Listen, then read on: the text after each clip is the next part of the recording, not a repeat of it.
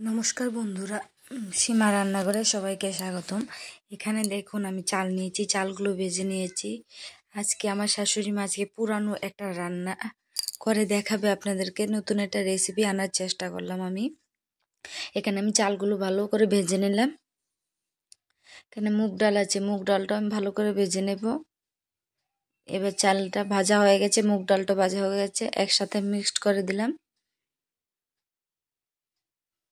দেখতে পাচ্ছেন মুগটা। এখানে আমি একটা দিয়ে গরম জল বসিয়ে দিলাম। এখানে দেখুন আস্তে করে পেঁয়াজ নিয়েছি, কাঁচা লঙ্কা, আদা কুচি। এখানে আমি চালটাতে বাদাম দিয়েছি। এই জলটা যে আমি বসিয়েছিলাম ওটা পুরো উতলানি হয়েছে, তাতে আমি চালগুলো, বাদাম টাদাম সব দিয়ে দেবো এটার মধ্যে। কাঁচা লঙ্কা, পেঁয়াজগুলো সব দিয়ে দেব। এটা মা ঠাকুমার হাতের রান্না। যারা ট্রাই করেছেন তারা অবশ্যই আমাকে কমেন্ট করে জানাবেন এটার নাম কি। আমার শাশুড়ি মা বানাচ্ছে, আমি দেখছি বসে বসে।